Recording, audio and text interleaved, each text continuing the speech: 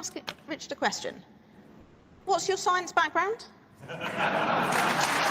Third time he's been laughed at. Ruined, mate.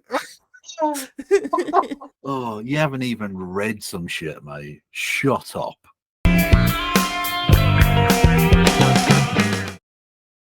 Given record rainfall in the UK and now floods in Dubai, what do we need to do to combat climate change? Right, well, Carla, let's start with you.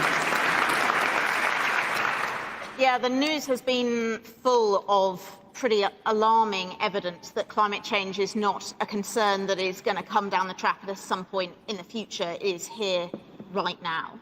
And the best time that we could have brought in the policies to tackle this was, of course, decades ago. We've known about climate change my whole life. Successive governments in the UK and internationally largely failed to do that. So the second best time to do it is right now.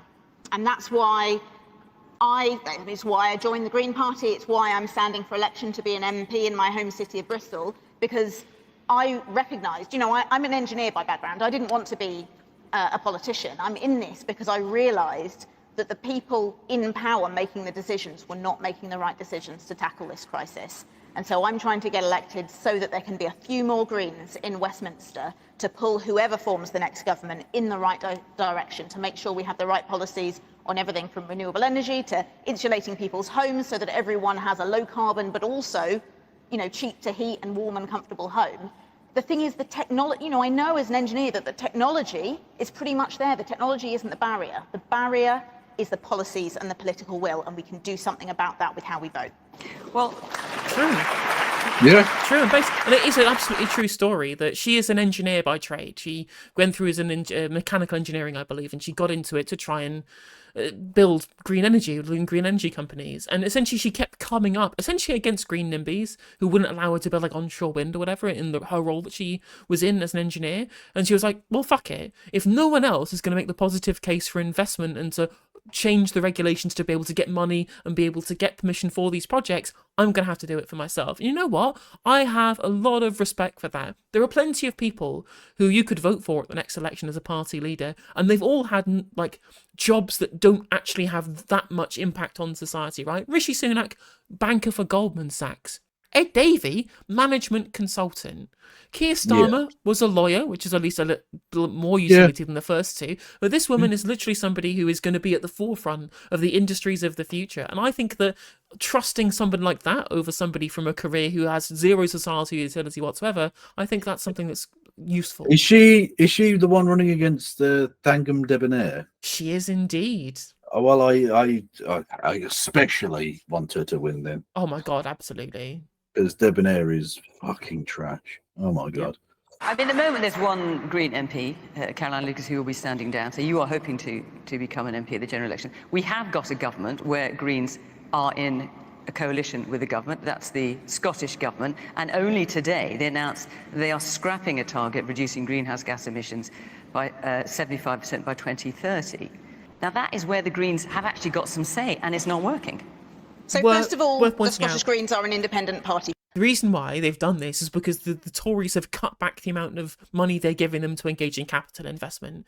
It's interesting that they would impugn the Scottish Greens for taking a decision to cut back on things they would otherwise do on climate change when they're not the ones with the purse strings. Yet in Westminster, if you had more Greens in power, say in a coalition, they would actually have more access to the funding that we need, because the Westminster can issue bonds, which the Scottish government at Holyrood cannot do, which is what you would need to be able to make the capital investment in the productive capacity for more green energy, for example. So to try and say, oh, well, the Greens in Scotland have failed in this, I mean, they've been failed because they are reliant on Westminster for funding. Well, exactly, yeah. There's so much of local governance, or indeed country governance in terms of Wales and Northern Ireland and Scotland, relies on the national government not being garbage, which, of course, they have been for the last, arguably 50 years, but let's just say last 15, where they've, had all of their budgets cut to the bone. And then we're looking at them and saying, why aren't you doing the thing you should have done? Because we've got no fucking money, mate. You don't mind taking our North Sea oil, which is Scottish, by the way, in case anyone was wondering. You don't mind that. You don't mind the revenues from that. You don't want to send it back, though, do you? Michelle Mone gets to keep it, so at least one Scottish person benefits, I guess. From the Green Party of England and Wales, so Sure, please, but they have got please Green. do have them on too. I get that, but nonetheless, they have got Green in their name, and then of course, although they're an independent party, we are supportive of what they've already achieved in Scottish government and are supportive clearly of their not plans enough as well. So the announcement today was changing the way the targets will be done towards multi-year targets, recognising that the policies that tackle climate change don't tend to take effect in terms of reduced emissions within a single year. So okay, instead well, they're that's going one for way of putting multi-year it. carbon budgets. Another way of putting it is acknowledging the fact that they're just not going to make it by 2030 by reducing it by, was it 80%, I think, so they've had to reduce their ambition. Also, haven't they been in coalition for like 2 years or something? Yeah, it's not a very long time. And again, who controls the purse strings here? It's a super simple answer to this. I'm surprised Carla hasn't said, well, yeah, Tory government in Westminster cut the capital budget. Like, really simple answer.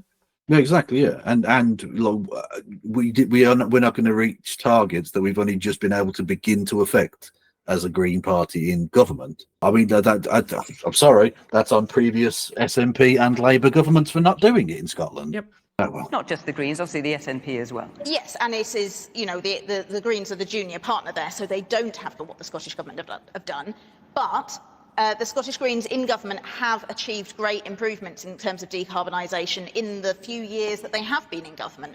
So the Climate Change Committee, who are the ones that produced a report saying that unfortunately this interim target is going to be missed, that report specifically highlighted the work of one of the Scottish Greens ministers, Patrick Harvey, for the work he's done on decarbonising people's homes Patrick Harvey's quite through good. housing installation and installing heat pumps. They pointed to that as an example of good practice and said that the other Scottish ministers should learn from that and how they can decarbonise in their portfolios. So yes, it's a huge point of regret that for the Scottish Greens, and I think for the whole of the UK, that the interim target for 2030 is no longer achievable. However, the final target of the Scottish Government, which is net zero by 2045, is still achievable. Remains. And I think especially with the policies that the Scottish Government have announced today around tackling the harder to decarbonise sectors like agriculture and transport, with some really good policies about making public transport better and retargeting subsidies that farmers receive towards helping them to do more climate and nature-friendly farming, that will get us on the right course. And I think that, frankly, the UK government could stand to learn a lot from what the Scottish Government are doing on this. So, Richard, the question is, what do we need to do to combat climate change? Get rid of immigrants. Immigrants cause all of the carbon. If we just get rid of the immigrants, everything will be awesome.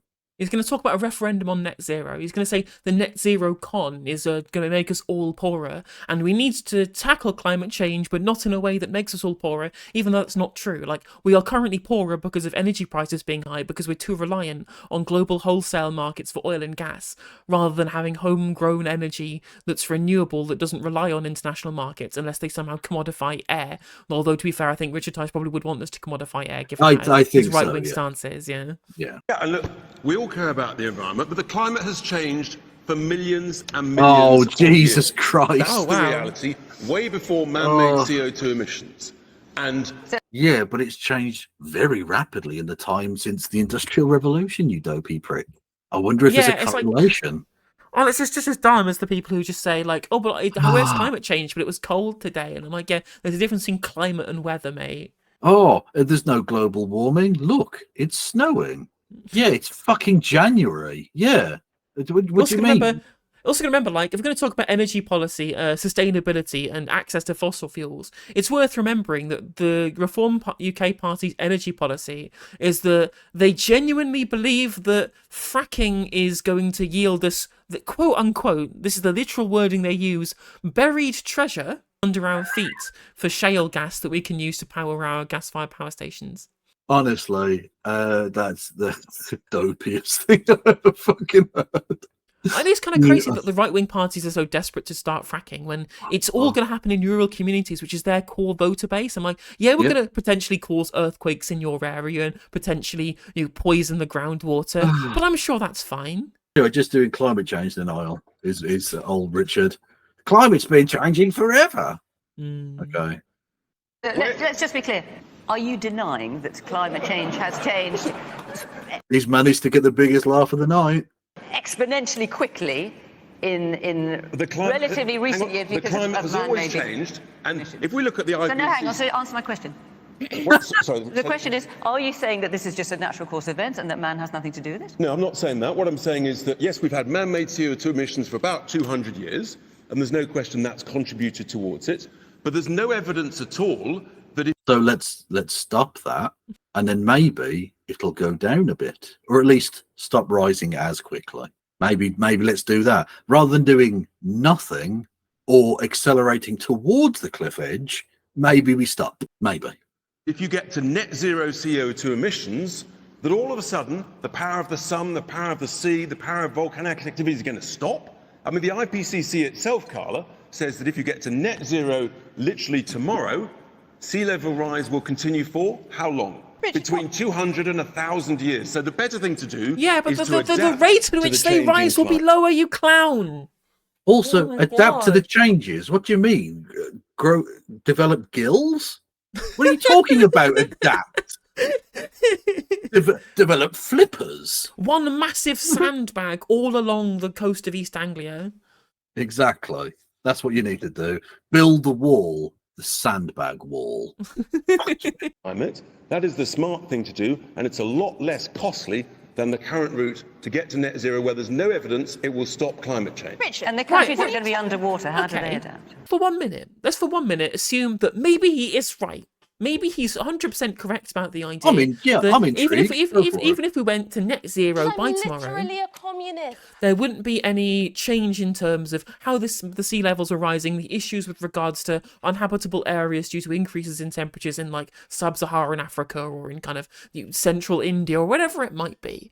Say that's all correct. It would still be worth it because it would be supply side investment to bring down energy prices. It would make sure we didn't have reliance on countries that commit war crimes like Russia and Saudi Arabia. And of course, on top of that, it would save people money because it's cheaper and it is something that you don't have to rely on the volatility of global markets for. And we'd have air that was breathable. We'd True. have improved general living standards. That'd be nice. And good I think jobs. that's worth We'll create good investing in. jobs. Loads Yeah. of new green jobs of the future will be created by state investment into green energy. Why does he not want to have these jobs? Why would he want to take those jobs away from the good, hard-working civil engineering sector of the UK? How dare he? Because people like him might have to pay an extra 2p in tax to fund that investment. And that is unacceptable. I would rather watch the planet melt than pay any more in tax because I am rich enough to just buy a submarine. The climate change bunker of the future. Exactly. No one's going to be able to... He's just being laughed at. He's literally just being laughed at. Let's take an example of the Maldives that we were told would sink underwater. The Maldives now is 35 square kilometres bigger than it was 30 to 40 years ago. It's about adaptation. Where you're worried about sea level defences and flooding, you build the defences. That's the smart thing to do, and it's a great deal less costly than trying to stop the power of the sun, which you clearly can't do. So you've got to be smart. Who's talking about stopping the sun?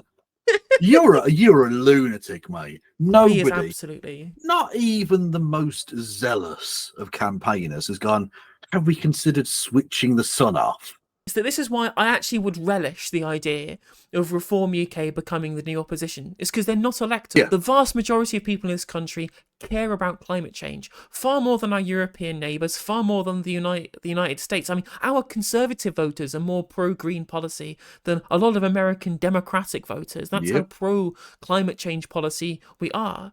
And no matter how much good stuff that he personally would speak to them on things like immigration, which he's broadly got popular support for, all of those other things, is that fundamentally a bunch of people will listen to him saying this kind of conspiracy nonsense garbage climate denial shit and they'll think this man's a moron, this Yeah. man is literally an idiot. Well, especially considering that the voting kind of demographics of the future will all have been taught this stuff when they were in primary school. They will Yeah. have known all about kind of climate science or like the basics of climate science from secondary school in their physics classes or whatever, Indeed, well, and exactly. geography Absolutely. classes. Yeah, exactly. And it's not just him, it's all of them. They're freaks. They're weird cranks who believe strange, dumb shit about like African IQ and switching off the sun. Like they're lunatics, and people will see them for that. So I mean, I'm wait, actually with you. Yeah. Yes, it would be dangerous if they weren't this kind of lunacy. Then it would be dangerous because some of their policies, I think, are going to be a lot more popular than what you're getting from like the supposedly centre-left party. Like they want to have 50% state and 50% UK pension fund ownership of UK utility companies, which is far more progressive a policy than they're getting from Labour. But that's alongside dumb shit like getting rid of critical race theory and gender ideology from schools, and talking about the idea that other people want to block out the sun, or indeed trying to talk about the idea that climate change isn't anthropogenic or whatever. Smart about this, adapt to It might climate kill their change. tourism industry. I hate to say it, the Maldives. Just only put defences around the beaches, but just It's called reclamation, and they've built some extra land, and they've reclaimed land, and you've had siltation. That's how it happened. So you've got to adapt to climate change as opposed to thinking you can stop it. Can I ask Richard a question? What's your science background? Third time it's been laughed at. Ruined, mate. Oh, you haven't even read some shit, mate. Shut up. That's lovely. I mean, I'm sure he's going to have some smarmy, like, bullshit response, but that is Well, nice. it'll almost certainly be whatever has been posted on a forum that he's picked up by somebody who's, like the guy who said you should drink weed kill or whatever it was. Yeah. Like, I've got a degree in the University of Life. The Exactly. School of Hard Knocks. Exactly. I've got advanced degrees from the University of Hard Knocks. Please. Whereas you, namby-pamby soy boys.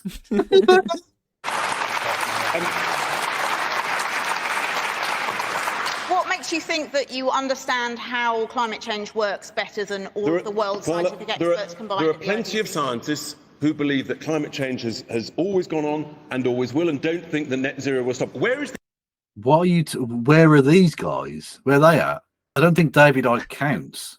There's a very be funny honest. Philomena Kunk quote where she talks about the problem with climate change at the moment is that it's a really kind of hot button topic, right? And it's split the scientific community down the middle, 99-1. It's not even that. They don't have one in 100. No, they really don't. No credible scientist believes any of the shite he is currently saying. Now, that's not to say they don't believe that climate change has always happened, because we know it has. Obviously. I mean, the Earth used to be molten rock, just entirely. Of course things change, but we're talking specifically about the obvious direct correlation between huge amounts of CO2 going into the atmosphere and the warming of the planet. Yeah, we should try and reverse that trend, ideally. What's interesting as well is that he's trying to claim that there's some kind of like independent, based in academia, scientists of that description who are skeptical about like the necessary to combat climate change or like or the anthropogenic nature of climate change.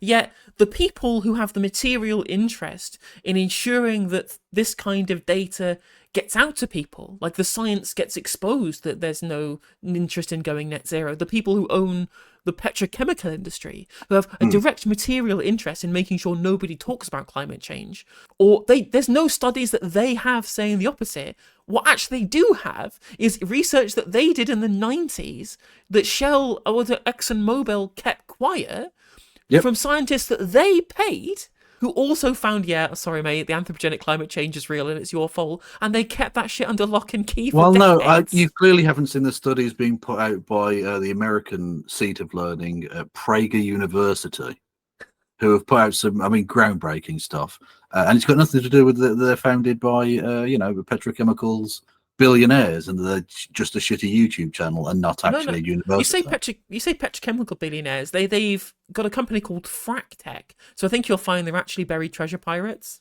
Oh, that's true. Actually, they're Jolly Rogers. Yeah. Mm. the evidence that if you get to zero CO2 emissions, climate change will stop? Well, it's The right IPCC there. doesn't think it will. Well, that it'll slow down very significantly. We certainly think that A, it will improve the general quality of life, and B, it will slow very significantly the growth of the average temperatures. Basically the same as if you hit me at 40 miles an hour, there's an 80% chance I'll die. But if you hit me at 30 miles an hour, there's an 80% chance I will live. And that's what we need. That's the chances that we need to take. On top of all of the other economic, social, air quality benefits that we get from it. Richard Tice's argument is that people have always been hit by cars. So actually, you just need to adapt to it. I'm going at 70.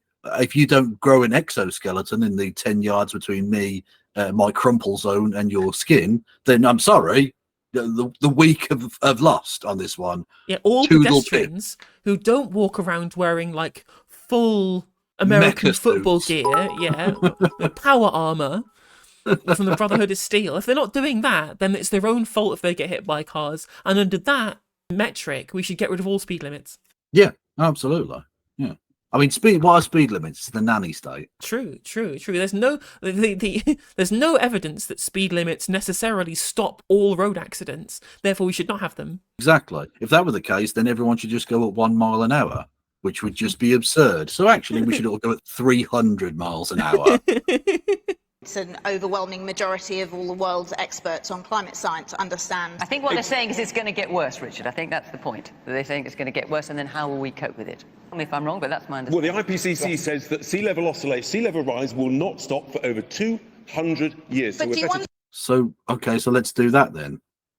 Because under your plan, it'll just carry on forever, and we'll just have to become fish again. It's a though. Grow the gills, Kevin. Why are you not evolving right now? Oh, and you know what? You're absolutely right. The get up and go can-do attitude. We need to revert back to our sea life origins. Return to fish. understand why that is? That's because the climate the carbon that's already going into the atmosphere will continue to have an effect for hundreds of years. It's not that going to net zero doesn't have a benefit. So we're better to adapt to it and build the defences rather than think that we can stop it. You've made your point. Let's So, right, here's an idea. It's like, why not both? Why not build flood defences, which are going to be necessary given rising sea levels, and also reduce carbon emissions so the sea levels don't rise as fast? It's not difficult to do both. I know, right? Difficult concept. But if we do the good thing, it might not have every single positive impact. So let's do nothing. Is clearly a much better strategy. I think people should take this man seriously and vote for him at the general election. Let's hear from the audience. Yes, again. Yeah, the government haven't got a grip on any of this. We have an electric car. We head up into the Peak District and it immediately flashes up. Charge your car. No charging points found in the locality. So that's one thing. Our son has the hydrogen heating system and cannot get anybody to repair it. They have to travel 50 miles. Then that's the nearest person that will repair.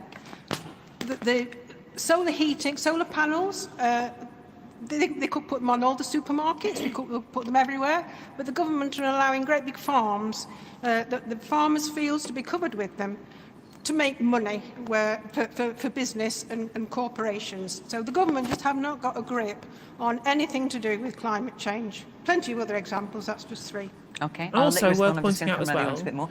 So when she talks about this idea of like solar farms going to corporations, like I actually don't necessarily personally care whether or not we have solar farms or if it's on buildings or on car parks or on lakes or whatever. I don't mind. I don't really care where they happen as long as they happen. Obviously, they should be publicly owned, so it's not making money for corporations. It's making money for local authorities, the general exchequer, whatever it might be. Yeah, as long as one of those is outside Ray Fiennes' house, as previously discussed. True. Very, very true. And what's the important thing that she's mentioned here, we don't have the infrastructure to have for electric cars or whatever, because the government's not bothered putting money and investment into it. They've not got an industrial strategy for it. Whereas you look at China, do you know what they have in China, Kev? They have these stations, right, where all of the taxis that are electric taxis, they drive in and then the taxi has its battery, they just put a new battery into the electric taxi, and it's just like a state service that they provide. So like a Formula One pit stop situation. Literally, that's the thing that they have in China, because they actually invest. And you look at it and go, this is why we can't have nice things.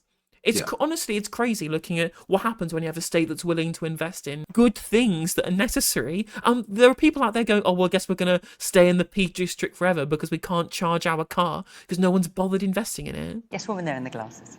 Unfortunately, one of the reasons why this country can't afford the green policies that we would really like is actually following Brexit. We have a 4% drop in our GDPR. I mean, I know the point that she's making there, and it's not entirely untrue, but like we weren't investing before Brexit either.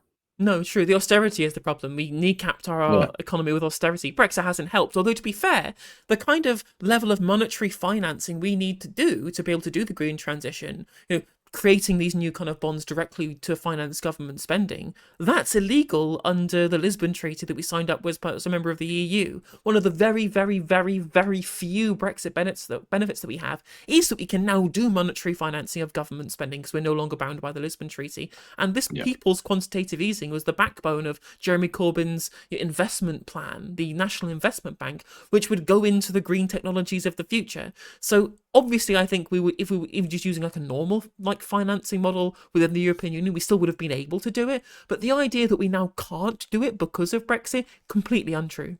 As an island nation with about 8,000 miles of coastline, why aren't we generating more from tidal? True. Why don't we generate more from tidal power? Yeah. Okay, and then we've got such natural resources untapped of tidal and wind because we've got so much coast. But again, NIMBY pricks. Again, Ray Fiennes needs to have every single inch of his property covered in fucking wind farms and stuff, right? Very true. These people need to be taught a fucking lesson. We need this energy. We can't keep burning fuels and you know, funding the Saudi Arabian Wahhabist fucking regime. So let's use our natural resources. True. We Also don't have interesting many as well of them, but you know. I was doing some research on this because I wanted to know why we'd not been investing in tidal. In fact, for a very long time, tidal was actually super expensive in terms of the money that you need to spend on it based upon what you get out of it, but that's massively dropped in really recent years, and so now is the time to have the investment plan for extra tidal. Same thing with geothermal. It used to be pretty difficult to get like geothermal power to be cost effective, but the cost of the infrastructure, it's all come right down as the technology has improved, and we should be investing in it right now. Why are we not? With Scotland is not populated at all. That shit's really fucking windy, right? Like, there's a lot of wind in Scotland. at the very back. Yeah. I think, to be quite honest with you, well, we've still got people such as Richard in this country that even refuse to acknowledge that climate change is happening due to our own... That's not what I said, sir. I said it's been happening for millions of years. Come on. No, because, quite frankly, human activity is a direct reason why climate change is occurring on the level that it is. And because you're refusing to acknowledge that, we won't get to the point and we won't find a solution. And until we find a solution, honestly, you know, you can relocate Westminster because London will be underwater, as will... Hey there, if you enjoyed the video, make sure that you like and leave a comment. That helps the video out in the algorithm. If you subscribe and ring the bell, it'll let you know when I go live. I stream every day on YouTube and Twitch. You can also follow all of my socials down in the description. And if you want to support me in a more financial manner, there's a join button for membership to just 99p to be a member on YouTube, as well as a Patreon, and there's some merch there as well. And hopefully I'll catch you on the next video. Take care.